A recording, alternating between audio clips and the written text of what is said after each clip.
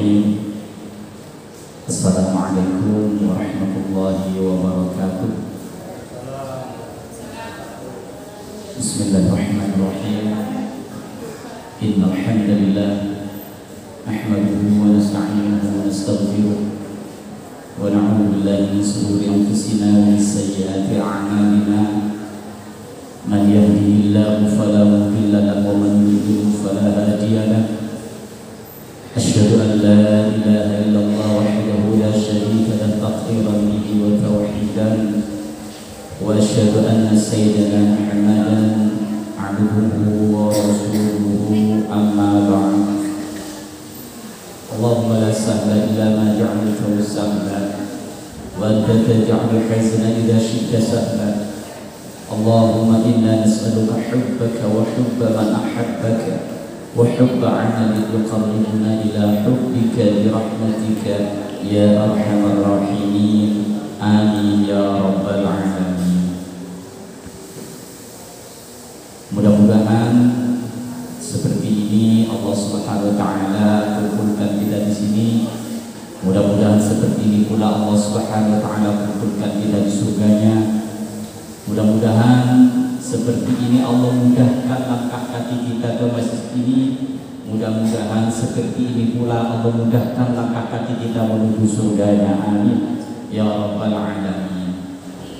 Para bapak, para ibu, para jemaah sekalian yang dirahmati Allah Subhanahu wa taala, pada malam hari ini insyaallah pada beberapa menit ke depan kita akan mempelajari suratan, dua surat min suril Quran, dari surat-surat yang berada di dalam Al-Quran yang mungkin insyaallah kita sering baca setiap hari, yaitu surah Al-Lahab dan surah An-Nasr. Kenapa kita pilih surah Al-Lahab dan surah An-Nasr? Karena surah Al-Lahab ini merupakan surah yang Allah Subhanahu wa taala turunkan pertama setelah Rasulullah dakwah bisir di kota Mekah. Kemudian diperintahkan oleh Allah Subhanahu wa taala berdakwah secara jahar, secara terang-terangan. Ada provokator di situ. Kemudian Allah turunkan surah ini. Dan insyaallah kalau waktunya nuntut nanti kita akan lanjut kepada surah An-Nasr. Idza jaa nasrullahi wal fath. Karena surah ini adalah jaminan dari Allah Subhanahu wa taala bahwa kota Mekah akan dikuasai oleh baginda Rasulullah Muhammad SAW, dan umat muslim pasti akan menaklukkan kota Mekah insyaallah. Para bapak, para ibu, para jemaah sekalian yang dirahmati oleh Allah Subhanahu wa taala,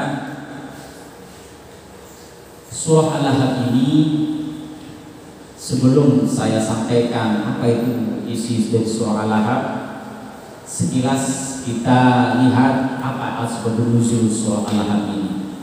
Para bapak, para ibu, para jemaah sekalian yang dirahmati oleh Allah Subhanahu wa taala, setelah Rasulullah sallallahu alaihi wasallam mendapatkan wahyu dari Allah, mendapatkan perintah dari Allah Subhanahu wa taala untuk berdakwah, Rasulullah SAW yang pertama kali diajak untuk masuk Islam itu adalah keluarganya, istrinya Siti Khadijah radhiyallahu taala anha, putra-putrinya, putri-putrinya seperti Zainab, Ruqayyah, Ummu Kulthum, Ali bin Abi Thalib, dan termasuk juga Abu Bakar As-Siddiq. Ini semua diajak oleh Rasulullah SAW. Rasulullah SAW berdakwah, sebelum diperintahkan oleh Allah Subhanahu wa taala untuk berdakwah secara terang-terangan, Rasulullah SAW berdakwah secara sir. Apa sir itu? Sirrun minal asrar, itu adalah rahasia, door to door, untuk menghindari dari Kibarul Quraisy, menghindari ancaman dari pembesar-pembesar Quraisy. Rasulullah berdakwah secara sirrun, secara rahasia, door to door ini selama 3 tahun. Kenapa Rasulullah tidak berdakwah langsung secara jahar? Karena belum diperintah oleh Allah. Rasulullah tidak pernah melangkahkan kakinya berbuat menuruti hawa nafsunya. Apa yang dikatakan oleh Rasulullah, apa yang dilakukan oleh Rasulullah berdasarkan bimbingan Allah dan berdasarkan wahyu. Kalau belum ada perintah untuk dakwah secara terang-terangan, Rasulullah tidak akan melaksanakan itu. Begitu juga dengan hijrah. Ketika hijrah, kenapa orang-orang mukmin ketika itu disuruh hijrah dulu ke kota Makkah? Orang-orang mukmin dulu disuruh hijrah ke kota Makkah. Abu Salamah, Ummu Salamah, semuanya disuruh hijrah dulu. Terakhir bagi Rasulullah Muhammad SAW. Padahal para bapak, para ibu, ini sekilas sebelum masuk ke tafsir surah Al-Lahab. Padahal sebelum Rasulullah SAW hijrah ke kota Madinah, di kota Madinah ini penduduk Madinah sudah merindukan bagi Rasulullah Muhammad SAW. Tapi Rasulullah belum diperintahkan oleh Allah, jangan dulu hijrah. Pas malam hijrah tersebut, Rasulullah diperintahkan oleh Allah, sekarang bolehlah kau hijrah ya Rasulullah. Maka baginda Rasulullah datang menemui Abu Bakar untuk menemani beliau hijrah ke kota Madinah. Artinya apa? Setiap langkah baginda Rasulullah Muhammad SAW ini menunggu perintah dari Allah Subhanahu wa Ta'ala. Wa ma yantiqu 'anil hawa in huwa illa wahyun yuha. Rasulullah tidak pernah bertindak tanduk kecuali dibimbing oleh wahyu dari Allah Subhanahu wa Ta'ala. Begitu juga ketika dakwah. Kenapa ketika mendapatkan wahyu pertama kali kok nggak langsung dakwah sebarkan kepada orang-orang Quraisy? Karena belum diperintah oleh Allah Subhanahu wa Ta'ala. Dakwah dulu sirru. Dakwah dulu pelan-pelan. Dakwah dulu door to door. Nah, setelah beberapa tahun, 3 tahun baginda Rasulullah Muhammad SAW, ketika baginda Rasulullah SAW mendapatkan perintah dari Allah, fasda' bima tu'mar wa'rid 'anil musyrikin innaka kafainakal mustahzi'in. Fasda' bima tu'mar, lakukan apa yang aku perintahkan kepada engkau ya Muhammad. Wa'rid 'anil musyrikin, tentanglah orang-orang musyrik itu. Innaka kafainakal mustahzi'in, saya yang akan membelamu, saya yang akan menjadi bodyguardmu, al-mustahzi'in, kepada orang-orang yang nanti melecehkan kamu, meremehkan kamu. Dakwah terang-terangan ini resikonya lebih besar.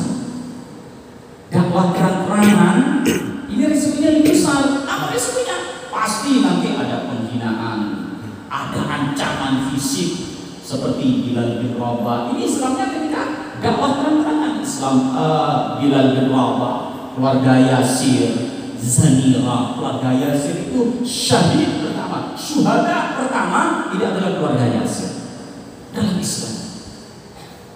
Ketika dakwah terang-terangan ini, baginda Rasulullah Muhammad SAW mengumpulkan orang-orang Quraisy, untuk menyampaikan apa yang akan disampaikan oleh baginda Rasulullah SAW dari Allah Subhanahu wa Ta'ala. Kemudian baginda Rasulullah Muhammad SAW naik ke Bukit Safa. Kemudian baginda Rasulullah Muhammad SAW mengajak orang-orang Quraisy, ayyuhan nas, halimuni, ayo berkumpul sini kepadaku. Mendengarkan panggilan itu, semua orang-orang Quraisy ketika itu, siapa ini yang memanggil? Muhammad. Rasulullah ini, para bapak, para ibu, para jemaah sekalian, mulai kecil sudah dikenal al-amin, sudah dikenal tidak pernah berbohong oleh orang-orang Quraisy. Sehingga apa yang disampaikan oleh baginda Rasulullah, apa yang disampaikan oleh Rasulullah Muhammad SAW ini mudah diterima oleh orang-orang Makkah ketika itu. Sebelum Rasulullah mengajak untuk beriman kepada Allah. Kemudian baginda Rasulullah Muhammad SAW mengumpulkan orang-orang Quraisy ketika itu. Kemudian Rasulullah naik ke Bukit Safa. Rasulullah lebih tinggi di situ karena naik ke bukit, dan di bawah di sini ada orang-orang dari Quraisy.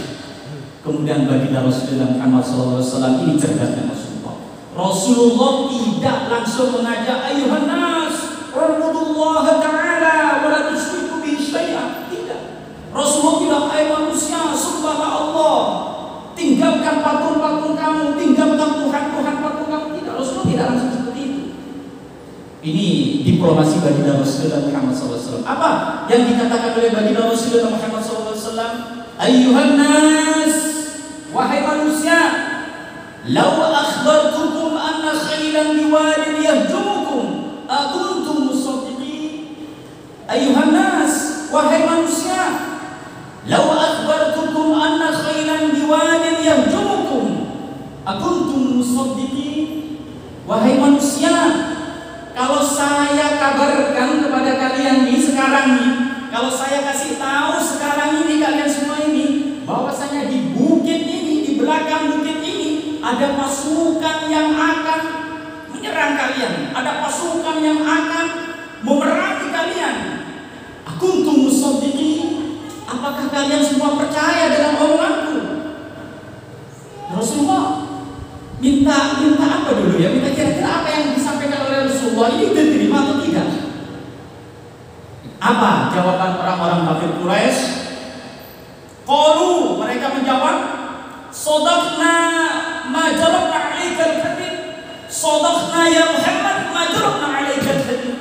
Saya percaya dengan apa yang kau sampaikan Muhammad. Ma jarabna 'alaikal kadhib. Kamu tidak pernah berbohong. Sejak kecil kamu sudah terkenal dengan al-amin. Sejak kecil kamu tidak pernah berbohong. Maksud sudah.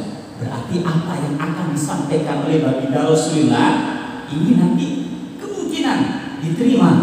Kenapa? Karena seandainya ada pasukan di belakang ini, ada pasukan yang akan memerangi kalian ini, apakah kalian percaya? Akuntum musaddiqin? Apakah kalian percaya dengan apa yang aku ucapkan? Qalu shadaqna ma jarabna 'alaikal kadhib. Kamu tidak pernah berbohong. Saya percaya dengan apa yang kau sampaikan Muhammad. Baru masuk. Nih. Baru masuk yang disampaikan oleh baginda Rasulullah Muhammad SAW. Apa yang disampaikan oleh Rasulullah? Inni lakum nadhirun. Inni nadhirun lakum baina yadi 'adzabin syadid. Saya memperingatkan kepada kalian, baina yadaykum 'adzabun syadid. Di antara di depan kalian nih, 'adzabun syadid, akan ada azab yang sangat keras, akan ada siksaan yang sangat dahsyat. Tadi di awal sudah dimuqaddimahnya oleh baginda Rasulullah, kalau seandainya ada pasukan yang akan menyerang kalian, apakah kalian akan percaya dengan apa yang saya katakan? Dia percaya. Oh, shadaqna ma jarabna 'alaikal kadhib. Saya percaya Muhammad, kamu tidak pernah berbohong. Sekarang akan saya sampaikan dari inti yang apa ingin saya sampaikan kepada kalian. Inni nadhirun lakum baina yadaykum 'adzabun syadid. Saya memperingatkan kepada kalian, di depan kalian ini ada azab yang sangat luar biasa, ada azab yang sangat pedih. Kata baginda Rasulullah Muhammad SAW, belum azab apa ini? Azab apa? Apa terus bagaimana? Bagaimana untuk keluar dari azab ini Muhammad? Bagaimana agar supaya kita selamat dari azab ini Muhammad? Sampai kali baginda Rasulullah, "U'budullaha ta'ala wa la tusyriku bihi syai'a." Sembahlah Allah Subhanahu wa ta'ala, wa la tusyriku bihi syai'a. Jangan sekutukan Allah dengan apapun. Sambil baginda Rasulullah menunjuk ke arah Ka'bah. Karena di dalam Ka'bah itu banyak, di bawah di dalam itu banyak patung-patung. U'budullaha ta'ala wa la tusyriku bihi syai'a. Sembahlah Allah Subhanahu wa ta'ala, jangan sekali-kali syirikkan, sekutukan Allah syai'an dengan sesuatu. Oh, begitu. Hampir ketika itu orang-orang sudah mau menerima, karena baginda Rasulullah Muhammad SAW itu tidak pernah berdusta. Apa yang disampaikan oleh Rasulullah ini pasti benar, karena Muhammad menurut mereka, Rasulullah mulai kecil tidak pernah berbohong. Setelah itu berdiri seorang provokator, Abu Lahab. Berdiri Abu Lahab, "Ya Muhammad,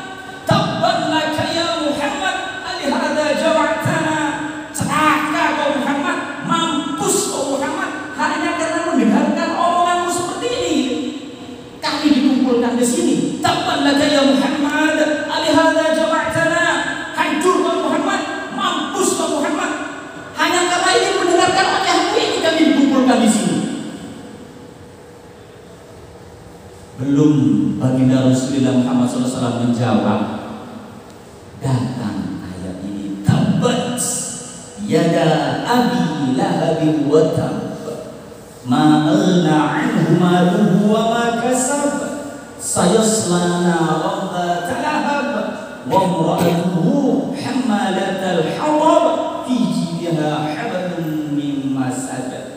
Belum sempat baginda Rasulullah membalas ucapannya Abu Lahab, Allah yang tidak terima. Para bapak, para jemaah sekalian, Allah yang tidak terima. Tabbat yada abi lahab wa tab. Bukan Muhammad yang mampus, tapi kau yang mampus. Para bapak, para ibu, para jemaah sekalian, ini ijazul Quran, fa'absaru mu'jizatal Qur'ani wa dihatan bisatil Qur'ani. Maka akan kelihatan kalau kita mengkaji dan mengaji Al-Quran, maka akan kelihatan ijazul Quran, mujizat Al-Quran ini. Para bapak, para ibu, para jemaah sekalian, turunnya surah Al-Lahab ini ya di tahun ketiga dengan dia. Berarti Allah sudah ketika itu Allah sudah menstempel Abu Lahab untuk jadi penghuni neraka. Meninggalnya Abu Lahab kurang lebih 10 tahun setelah turunnya ayat ini. Andai saja dalam proses turunnya ayat Al-Quran tabbat yada abi lahab sampai kepada wafatnya Abu Lahab ini beriman, maka Al-Quran sudah ada contoh. Seolah-olah Allah sudah mengatakan kau tidak akan pernah beriman, sudah distempel oleh Allah akan menjadi penghuni neraka. Ketika itu Sayyidina Umar belum beriman. Sayyidina Umar berimannya masih di Mekah, Hamzah berimannya masih di Mekah, Abu Sufyan setelah futuh Mekah, Hindu setelah futuh Mekah, setelah Fathul Mekah. Makanya saya pilih tabbat sama idza jaa nasrullah ini karena korelasinya untuk sirah nabawiyahnya sangat penting sekali untuk kita pelajari para bapak, para ibu, para jemaah sekalian. Seolah-olah Abu Lahab ini sudah distempel sama Tuhan, sejak itu kamu tidak akan pernah beriman dan akan menjadi penghuni neraka. Bisa saja kan ketika itu ada jeda 10 tahun untuk beriman, tapi sudah sama Allah sudah distempel bahwasanya dia tidak akan pernah beriman. Sudah stempel menjadi penghuni neraka. Inilah ijazul Quran, inilah mukjizat Al-Quran. Apa yang disampaikan oleh Allah, apa yang dikatakan oleh Allah pasti akan terjadi. Dan para bapak, para ibu, surah Al-Lahab ini kecil, singkat, hampir semua anak hafal. Bagaimana kejamnya Fir'aun, gak ada surah Fir'aun sendiri. Surahnya acak-acak, anak kecil jarang hafal. Namrud ada dalam Al-Quran, diturunkan tentang Namrud. Walid bin Mughirah yang menantang Rasulullah ada dalam Al-Quran. Abu Jahal ada dalam Al-Quran, kisah Abu Jahal. Tapi tidak dibentuk satu surat singkat yang seolah-olah anak kecil pun mengerti surat ini. Kenapa? Karena ketika itu hampir semua orang mukmin, apa yang disampaikan oleh Rasulullah ini mau beriman semua penduduk Mekah ketika itu. Karena gara-gara ada satu provokator ini. Tabban laka ya Muhammad, alihada jama'tana. Ampus kau Muhammad, hanya karena ingin mendengarkan omonganmu kami dikumpulkan sini. Buat. Ingat, provokator yang membubarkan apa yang ingin disampaikan oleh baginda Rasulullah Muhammad SAW, diganjar oleh Allah sampai hari kiamat tidak akan beriman.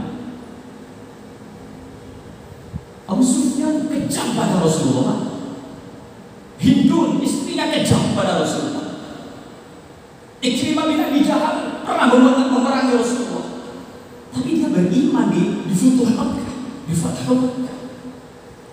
Ini tak Abu Lahab kenapa? Karena awal-awal dakwah bil jahl, awal-awal dakwah terang-terangan dia sudah mengikat langkah Nabi. Dia sudah menjadi provokator sehingga orang-orang berhamburan keluar. Nah, itu muqaddimat mukadimah yang ingin kami sampaikan tentang Abu Lahab, tentang Abu Lahab surah Al-Lahab. Artinya apa? Dakwah bil jahr ini tentu resikonya, konsekuensinya sangat tinggi. Nah, sejak itu banyak orang-orang bil jahr ini masuk Islam. Memang hidayah masuk Islam. Bilal bin Rabah masuknya di ketika itu. Bil jahr sih. Zanirah yang sampai matanya dicungkil. Itu ketika orang-orang ketika itu mempertahankan iman, mempertahankan Islam, cintanya kepada Allah dan Rasulnya, nyawa taruhannya. Kita tidak seberapa dibandingkan dengan mereka. Bilal bin Rabah, dia kan dicambuk, dipecut, kemudian dibebaskan oleh Abu Bakar Siddiq. Zanirah dicungkil matanya, kemudian didoakan oleh Rasulullah, sembuh. Inilah mukjizatnya, di antara salah satu mukjizat bagi Rasulullah Muhammad SAW. Amr bin Yasir, keluarga Yasir itu Pak, kaki tangannya diikat ke Yasir, ya, syuhada pertama. Setiap orang yang wafat dalam keadaan Islam, syahid, Yasir dapat apa? Percikan pahalanya. Ya, dapat percikan pahalanya apa? Siapa yang di pelopor? Artinya pelopor pertama dia akan mendapatkan apa yang dilakukan oleh orang lain setelahnya. Tangan kanan diikat, kemudian diikat ke kuda, tangan kirinya ke kuda, kakinya ke kuda, patah. Kemudian kuda itu dipecut, pecah badannya untuk mempertahankan iman. Ini beratnya orang-orang terdahulu, as-sabiqun al-awwalun. Beratnya mempertahankan iman. Memang harus iman dipertahankan karena itu tujuan setan. Setan ini tidak akan selesai sampai titik dalam penghabisan, sampai nazar, sampai sakratul maut. Setan itu akan datang. Karena ketika sudah orang keluar dari dunia ini tidak membawa iman, tidak membawa Islam, setan yakin akan menjadi teman selama-lamanya dia di mana, di neraka jahanam. Alhamdulillah kita. Karena tujuannya setan itu seperti itu. Jadi di awal-awal Islam, di awal-awal dakwah bil jahr ini, resikonya sudah berat sekali sampai pada pemboikotan nanti, sampai pada pengusiran, bahkan ancaman pembunuhan. Nah, kita nanti fokus kepada surah Al-Lahab. Itu hanya muqaddimah saja. Lama da'a Nabi sallallahu alaihi wasallam qala inni nadhirun lakum baina yaday 'adabun syadid qala ammuhu Abu Lahab tabban laka 'ala hadza jama'tana fanazalat al-ayat. Kemudian turunlah ayat tersebut. Allah tidak terima. Itu hanya muqaddimah. Bagaimana? Kita lanjutkan kepada ayat yang sekarang. Bismillahirrahmanirrahim. Tabbat khasirat yada Abi Lahab. Tabbat mampus, khasirat rugi, yada Abi Lahab tangannya Abu Lahab. Ay jumlatuhu abbar anha bil yadain majazun lianna aktarul afan tajawaz bihima wa hadzal jumlah du'a. Tabbat yada Abi Lahab wa tabb. Saya terjemahkan global saja karena kan tidak ada yang ngaji per kalimat. Jadi saya baca, saya terjemahkan saja. Kalau di pesantren kan pelan-pelan saja. Tunggu Ustaz, ini apa yang udah nutur ya, saya baca, simpulnya akan saya sampaikan. Nah, tabbat yada Abi Lahab wa tabb. Kenapa kok disampaikan tabbat yada Abi Lahab? Mampus, celaka kedua tangan Abu Lahab. Kenapa Allah tidak mengatakan mampus kepala Abu Lahab, mampus mata Abu Lahab, mampus kaki Abu Lahab, mampus tubuh Abu Lahab, kok mampus kedua tangan Abu Lahab? Tabbat yada Abi Lahab wa tabb. Mampus kedua tangan Abu Lahab. Kenapa? Li'annahu majazun, li'anna atarul af'al tajawaza bihima. sebagian besar ini majaz, kiasan kalau dalam bahasa Indonesia majaz, kiasan. Kenapa kok dikiaskan? Karena hampir semua dosa-dosa atau perbuatan apapun ini dilakukan oleh kedua tangan. Jadi bukan nanti di akhirat yang celaka ini tangannya belah dok, kakinya goyang-goyang, tidak. Ini itlaqul juz kalau kita belajar ilmu tafsir, kalau kita belajar ulumul Quran, kalau kita belajar ilmu balaghah, di situ ada itlaqul juz li iradatil kull. Disampaikan hanya juz, hanya bagiannya saja li iradatil kull, tapi yang dimaksud itu adalah keseluruhan. Panjenengan kalau naruh sepeda motor di luar, delok sepeda motor hilang apa enggak, delok sepeda tok, sudah selesai kan, sudah cukup. Apa panjenengan langsung delok bannya juga, lihat bannya juga. Lihat, saya delok bannya sekian speedometer, tidak perlu. Ketika dilihat di ya, oh cukup, ketok speedometer, oh sudah ada, dianggap semuanya ada. Nah intinya itu namanya itlaqul juz li iradatil kull. Cukup disampaikan sebagian dari apa yang diinginkan, tapi yang dimaksud adalah keseluruhan. Begitu juga ini ada Abi Lahab. Apa tangan Abu Lahab. Tabbat yada Abi Lahab wa tab. Tabbat yada Abi Lahab. Sebenarnya secara kaidah ilmu nahwu, katanya Ustaz secara kaidah ilmu nahwu, tabbat yada Abi Lahab itu sudah cukup, kalamnya sudah campur mufid, jumlahnya sudah jumlah mufidah, tapi sama Allah masih dikuatkan lagi, tabbat yada Abi Lahab wa tab, masih dipres lagi sama Allah.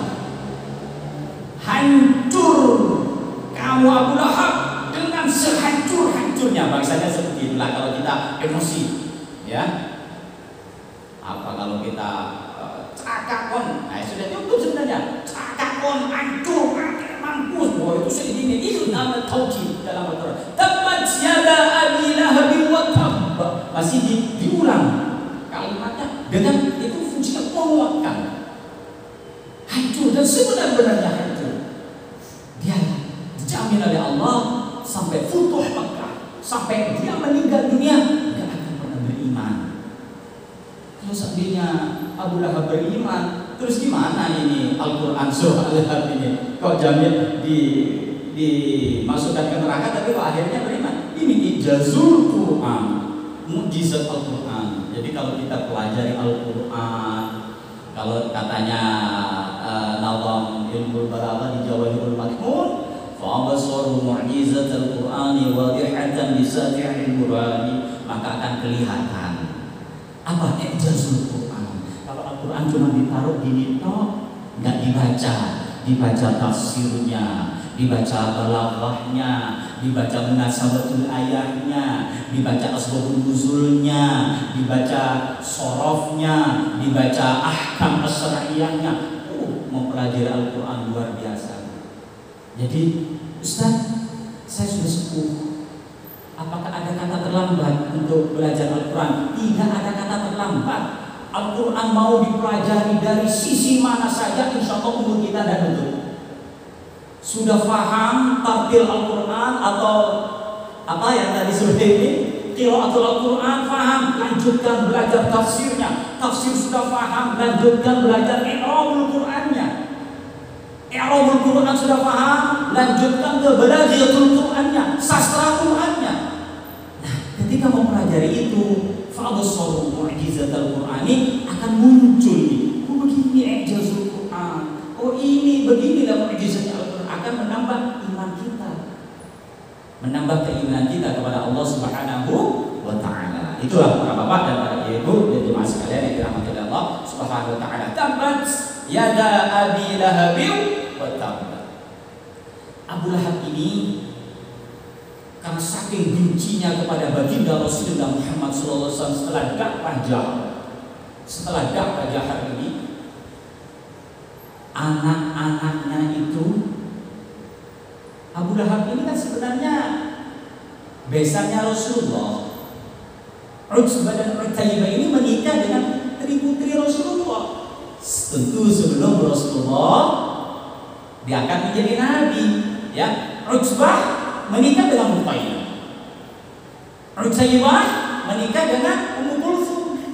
Utsbah dan Utsaybah ini menikah dengan putri-putri Rasulullah. Utsaybah, ya Utsbah menikah dengan Ruqayyah. Gak apa-apa saya cerita sedikit, ya.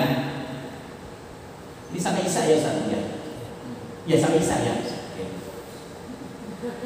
Saya takut sudah habis waktunya. Utsman bin Affan ini mempunyai julukan Dzulqarnain, yang mempunyai dua cahaya karena menikah dengan Ruqayyah dan Ummu Kulsum. Gimana kan? Katanya Utsaybah menikah dengan Ummu Kulsum dan Ruqayyah. Tapi kok menikah dengan ini? Makanya saya mau cerita sebentar. Utsman bin Affan ini tidak satu wanita pun, tidak seorang wanita pun yang bertemu dengan Utsman bin Affan ini dia berharap ingin menjadi suaminya, istrinya. Tidak seorang pun orang tua yang bertemu dengan Utsman bin Affan berharap dia akan menjadi mantunya. Utsman bin Affan ini melirik kepada, bukan melirik, itu udah ada lirik-lirikan, artinya senang kepada Ruqayyah, tapi belum diminta-minta. Akhirnya Utsman bin Affan bertekad, saya mau dagang dulu. Utsman bin Affan ini kan bisnis, juragan, bos. Saya akan ke Syam dulu, saya akan bisnis dulu. Pulang dari bisnis, saya akan lamar Ruqayyah. Kata bibinya, sekarang saja, mumpung masih kosong. Sudahlah bibi, nanti saja. Setelah saya pulang dari Syam, saya akan minta. Setelah pulang dari Syam, belum pulang, Utsbah melamar. Rasulullah belum diangkat menjadi nabi. Ya, Rasulullah belum diangkat menjadi nabi, belum menikah dengan Ruqayyah. Setelah menikah dengan Ruqayyah, belum sempat dikumpuli, Utsbah kerja keluar ke Syam. Karena orang Quraisy ini biasa rihlatash syita'i was-shayf. Kerjanya kalau nggak ke Syam ke Yaman, itu dagangnya. Kalau nggak ke Syam ke Yaman, rihlatash syita'i was-shayf. Surah apa rihlatash syita'i was-shayf? Al-Quraisy li'ilafi Quraisy ilafihim rihlatash syita'i was-shayf فَلْيَعْبُدُوا رَبَّ هَذَا الْبَيْتِ الَّذِي أَطْعَمَهُم مِنْ جُوعٍ وَآمَنَهُم مِنْ خَوْفٍ. Sebenarnya surat ini menarik lagi, bahwanya jaminan Allah kepada orang Quraisy, mau kemana kau aman. Karena semua orang takut ini ahlu Makkah, ahlu Quraisy. Tidak berani rompak-rompak mau apa itu namanya? Mau berani sama orang Quraisy, tidak berani. Alladzi لإلاف قريش إلافهم رحلة الشتاء والصيف فليعبدوا رب هذا البيت الذي أطعمهم من جوع وآمنهم من خوف. Aman, gak ada begal di tengah jalan. Yang penting bilang, ana ahlu Quraisy, saya ahlu Makkah. Gak aman. Terus. Satu-satu, insyaallah kalau ketemu lagi kita bahas surat-surat pendek insyaallah. Nah, yang kemana ini? Nah, Utsbah pergi ke kerja. Setelah pulang dari kerja, Utsman datang ke bibinya. Terlambat kamu Utsman, sudah dilamar oleh Utsbah. Oh, Pak, orang yang cintai terus dilamar orang lain sakit hati. Daripada di sini saya terus-menerus melihat Ruqayyah, sini terus melihat Ruqayyah, ini saya mau kerja lagi. Sahabat Nabi yang ketika mendapatkan wahyu Nabi menjadi Rasul, Utsman masih di luar, Pak. Makanya nanti dibawa oleh Abu Bakar As-Siddiq, Al-Asra Al-Mubasysyirin bil Jannah, 10 sahabat yang dijamin masuk surga oleh Allah, 4 ini lewat Abu Bakar. Ada sahabat 10 yang dijamin ahli surga, 4-nya lewat Abu Bakar. Tidak apa-apa saya ajak cerita kemana-mana Ustaz ya. Yang penting nanti sampainya nggak belahak. Nah, sahabat Rasulullah ini banyak, ribuan sahabat Rasulullah. Tapi di antara sahabat Rasulullah dengan ribuan sahabat Rasulullah ini, semua sahabat Rasulullah itu mulia. Tapi di antara ribuan sahabat ini, yang mulia ini adalah orang yang ikut bai'atul ridwan. Di antara ribuan sahabat, yang mulia adalah sahabat yang ikut bai'atul ridwan. Sahabat yang diridhai oleh Allah Subhanahu wa taala. Bai'atul ridwan ketika mau umrah terus dicegah. Sejak itu nanti terjadi perjanjian Hudaybiyah. Di antara bai'atul sahabat yang mulia, di antara bai'atul ridwan ini, ada sahabat yang mulia itu adalah sahabat Muhajirin dan Ansor. Kita tahu sahabat Muhajirin dan Ansor banyak sekali. Di antara sahabat Muhajirin dan Ansor ini ada yang mulia, ada sahabat yang ikut perang Badar. Kata baginda Rasulullah kepada orang yang berbuat perang Badar ini, yang yang ikut perang Badar itu sahabat yang sudah dijamin surga oleh Allah. If'al ma syi'ta faqad ghafarallahu laka dzunubak. Kerjakan apa yang kau suka karena Allah sudah mengampuni semua dosa-dosamu. Kepada ahlul Badar. Hanya perang Badar yang mendapat julukan ahlul Badar, ahlul Uhud, ahlul Khandaq, ahlul Khaybar, ahlul Mu'tah, ahlul Tabuk tidak ada. Yang ada itu ahlul Badar. Ya ahlul Badar, hanya perang Badar yang mendapatkan julukan ahlul Mu'tah tidak ada, ahlul Khandaq tidak ada, ahlul Tabuk tidak ada. Dia ahlul Badar. Di antara ahlul Badar ini yang paling utama, karena ketika perang Badar ini campur Muhajirin dan Ansor. Yang paling utama di antara ahlul Badar ini adalah orang-orang Muhajirin. Orang Muhajirin sangat mulia, orang yang hijrah. Di antara orang Muhajirin ini yang paling mulia adalah al-ashra al-mubasysyirin bil jannah. 10 sahabat yang dijamin masuk surga. Di antara 10 sahabat yang dijamin masuk surga ini, ada sahabat yang mulia, yaitu adalah al-khulafa'ur rasyidun, sahabat yang 4. Abu Bakar, Umar, Utsman, Ali radhiyallahu anhum ajma'in. Di antara yang 4 ini ada 1 sahabat yang mulia. Sahabat mulia itu Abu Bakar As-Siddiq. Abu Bakar As-Siddiq ini, kemuliaan Abu Bakar As-Siddiq ini tidak ada orang yang mulia di muka bumi ini sampai hari kiamat setelah para nabi dan para rasul kecuali Abu Bakar.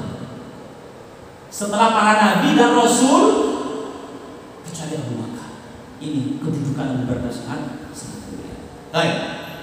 Nah, setelah singkat cerita pergi pulang terlambat Utsman bin Affan, kembali lagi dakwah, apa itu namanya? Dagang. Di antara tengah-tengah dagang ini Allah diangkat menjadi Rasul. Setelah Allah diangkat menjadi Rasul, Rasulullah berdakwah terang-terangan. Utsbah dan Utaibah ini diperintahkan oleh bapaknya, ceraikan anak Muhammad biar dia sakit hati. Ceraikan dengan cara yang sadis. Bencinya Abu Lahab kepada Rasulullah. Orang tua siapa Pak kalau anaknya diceraikan? Iya kan? Pasti Rasulullah, iya kan? Ceraikan. Utsbah, ceraikan Ruqayyah. Utaibah, ceraikan Ummu Kulsum. Diceraikan, Ruqayyah belum sempat dipukuli oleh Utsbah. Ya singkat cerita akhirnya nikah dengan Utsman. Jadi kalau mau cerita sirah Nabawi panjang kan. Nah, itu bencinya Abu Lahab kepada Rasulullah SAW, sebegitu bencinya. Kita lanjutkan. Tabbat yada Abi Lahab wa tab, ma aghna anhu maluhu wa ma kasab. Tidak akan tidak akan mencukupi, ya, tidak bermanfaat, tidak berguna malu dan anak-anaknya Abu Lahab. Ai wa kasbuhu ai wa waladuhu ma aghna yughni. Artinya begini. Abu Lahab ini berkata, "Lau sadaqa ma qala ibn akhi haqqan fa ana aftidu bimali wa waladi." Andaikan apa yang dikatakan oleh anak saudaraku, oleh keponakanku benar, akan saya tebus diriku ini dengan apa? Dengan hartaku dan juga dengan anak-anakku. Memang hartanya banyak Abu Lahab. Akan saya tebus andaikan apa yang dikatakan oleh Ibn Akhi, andaikan apa yang dikatakan oleh anak dari saudaraku, ponakan. Kan Abu Lahab ponanya Rasulullah, ponanya Abu Lahab. Andaikan benar yang dikatakan oleh keponakanku ini, akan aku tebus diriku ini dengan seluruh hartaku, dengan anak-anakku. Fa'anzalallahu ta'ala, kemudian Allah menurunkan ayat di lanjutannya, ma'alna anhu maluhu wa ma kasab. Tidak akan ngaruh hartamu untuk menebus azab di akhirat, dan ngaruh hartamu, anakmu untuk menebus di akhirat. Jadi bagi Rasulullah Muhammad SAW ini ketika dakwah terang-terangan, Pak, Masya Allah, ujiannya bertubi-tubi, ujiannya bertubi-tubi. Allahumma shalli ala Muhammad. Kalau sejauh seberapa kenal kita dengan Rasulullah, kita harus betul-betul ikuti sirahnya, pelajari sirahnya. Kalau kita mempelajari sirah nabawiyah, kita pelajari bagaimana Rasulullah sebelum diutus menjadi Rasul, setelah diutus menjadi Rasul, perjuangan Rasulullah untuk kita, agama Islam ini. Kalau kita tahu, kita akan cinta kepada Rasulullah. Kalau kita tahu sirahnya, baginda Rasulullah Muhammad sallallahu alaihi wasallam. Sayasla nara dzata lahab, akan dilemparkan dzata nara sayasla nara dzata lahab, akan dilemparkan kepada neraka dzata lahab, yang apinya berkobar. Wa imra'atuhu hammalatal hatab, begitu juga dengan istrinya. Istrinya itu hammalatal hatab. Istrinya ini tiap hari mencari kayu bakar, duri, mengumpulkan duri, kayu yang ada durinya. Ketika Rasulullah, Muhammad jalan di mana? Muhammad jalan di mana? Kalau Muhammad jalan itu, dia taruh di depan, agar supaya apa? Ya, kena duri tersebut. Hammalatul hatab. Jadi istrinya Abu Lahab ini namanya Ummu Jamil. Istrinya namanya Ummu Jamil. Ummu Jamil ini karena karena memang cantik. Ummu ini julukan. Ummu Ma'bad, Ummu Salamah, Ummu Jamil ini kan memang cantik. Nama aslinya adalah Amrah bintu Harb. Itu saudaranya Abu Sufyan. Jadi saudaranya Abu Sufyan. Kalau Abu Lahab ini nama aslinya adalah Abdul Uzza. Abdul Uzza, hambanya Uzza. Uzza itu nama salah satu patung mereka yang diagungkan. Abdul Uzza. Abu Lahab dinamakan Abu Lahab. Ada beberapa riwayat mengatakan karena memang wajahnya dia itu memerah seperti percikan api, dan ada riwayat lain mengatakan karena memang dia akan dilontarkan kepada api terlahap yang menyala-nyala. Sudah ahli neraka yang apinya menyala-nyala. Jadi itu. Jadi Abu Lahab nama aslinya adalah Abdul Uzza. Sedangkan istrinya adalah Ummu Jamil, nama aslinya adalah Awwah bintu Harb. Sayasla naran dzata lahab wa imra'atuhu hammalatal hatab, dan istrinya juga ini nanti ikut masuk neraka. Dalam apa itu namanya, Al-Quran ini Allah memberikan gambaran keluarga ini kepada dalam Al-Quran. Ada keluarga yang sama-sama beriman, suaminya beriman, istrinya beriman, ya, yaitu Nabi Ibrahim dan istrinya Siti Hajar dan Siti Sarah. Dalam Al-Quran Allah juga menjelaskan tentang suaminya kekasih Allah, istrinya musuhnya Allah. Siapa itu? Nabi Nuh, Nabi Nuh, Nabi Lut. Suaminya kekasih Allah, istrinya musuhnya Allah.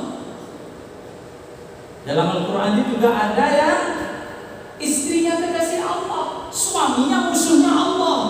Siapa itu, Pak? Fir'aun. Fir'aun musuhnya Allah. Istrinya, siapa namanya istrinya? Asia. Bukan Aisyah. Ya, Asia. Bahkan oleh Allah akan dibangunkan istana di dekat Allah Subhanahu wa taala. Dan yang terakhir, keluarga ini ada yang suaminya musuhnya Allah, istrinya juga musuhnya Allah. Dua-duanya kumpul di neraka. Siapa itu? Ya ini Abu Lahab sama istrinya. Kita pilih keluarga yang mana? Yang Nabi Ibrahim ya. Tapi Nabi Ibrahim istrinya 2. Nah, ada iya kan? Nabi Ibrahim istrinya 2. Kita kan pilih keluarga Nabi. Tapi ingat, hati-hati, Nabi Ibrahim istrinya 2. Ini hanya guyonan aja ya. Hammalatan hatab fi jidha hablum min masad. Yang lehernya itu nanti kayak apa itu namanya? Celung itu loh. Jadi lehernya ada di bawah, diikat, kemudian taruhkan seperti ini. Ini ikopnya, adabnya istrinya Abu Lahab ini.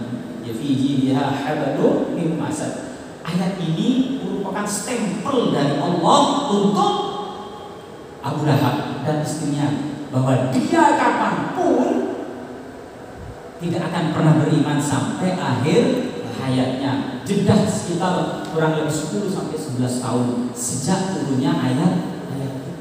Banyak sahabat ketika itu beriman. Ketika masa-masa Rasulullah berdakwah terang-terangan, apalagi setelah Futuh Makkah, setelah Fathul Makkah, baginda Rasulullah Muhammad SAW ini luar biasa sekali. Jadi, ada pertanyaan, Ustaz? Ada. Saya akan lanjutkan kepada surah berikutnya. Singkat-singkat saja ya, Ibu ya. Surah An-Nasr. Surah An-Nasr ini jaminan dari Allah bahwasanya Makkah akan dikuasai. Menurut sebagian riwayat, ayat ini turun sebelum Rasulullah Fathul Makkah. Tapi kenapa dalam ilmu nahwu ini sirahnya apa fi'il madhi? Fi'il madhi itu adalah sesuatu yang harus sudah dilakukan, baru dipakai fi'il madhi. Tapi ini belum Futuh Makkah, belum terjadi, ayat ini sudah turun. Kenapa? Litahaqqiqil wuqu'. Apa tahaqqiqil wuqu'? Pasti akan terjadi. Kita lihat ketika Allah SWT menerangkan masalah kiamat pasti menggunakan fi'il madhi. Kenapa? Pasti terjadi itu kiamat itu. Jadi Allah gunakan dengan sifat fi'il madhi, padahal kejadiannya belum terjadi. Itu faedahnya adalah dalam ilmu balaghah, dalam ilmu ulumul Quran, litahaqqiqil wuqu', karena kejadiannya pasti akan terjadi. Itu Allah kalau kita janji pasti akan datang, kita tidak bisa menjanjikan, memastikan segala sesuatu. Harus dengan insya Allah. Rasulullah pernah ditanya oleh orang tentang masalah, tanya, ada orang Quraisy ini datang ke Madinah. Di Madinah itu ada sekelompok Bani, orang-orang Yahudi, ada 3 kelompok. Yahudi itu adalah Bani Nuzair atau Bani Nadir, Bani Qaynuqa dan Bani Quraidah. Itu tahu tentang Injil, tahu tentang Taurat, tahu kalau akan ada nabi akhir zaman, tahu akan ada nabi akhir zaman, tahu. Kenapa? Dalam Injil, dalam Taurat jelaskan akan ada nabi akhir zaman. Kenapa orang-orang Yahudi sama ngumpul di Madinah? Itu hanya mau menunggu nabi itu, menunggu nabi. Bani Nuzair, Bani Qaynuqa dan Bani Quraidah, tapi akhirnya nanti diusir oleh Allah, oleh baginda Rasulullah, ngumpul di Khaybar, terjadilah perang Khaybar di sana. Nah, datang orang Quraisy ini ke mana? Ke Madinah. Tanyakan kepada keluargamu, tanyakan kepada Muhammad di daerahmu yang mengaku nabi tentang 3 hal. Tanyakan tentang 3 hal. Yang pertama, tanyakan tentang roh.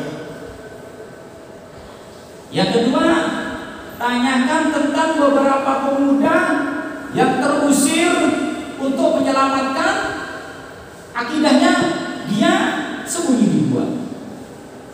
Dan yang terakhir, tanyakan Dzul Qarnain, tentang Dzulqarnain. Tanyakan, kalau dia bisa menjawab 3-tiganya, dia seorang nabi. Ditanyakan kepada Rasulullah. Coba itu nanti dia di Asbabun Nuzul surah Al-Kahfi seperti itu.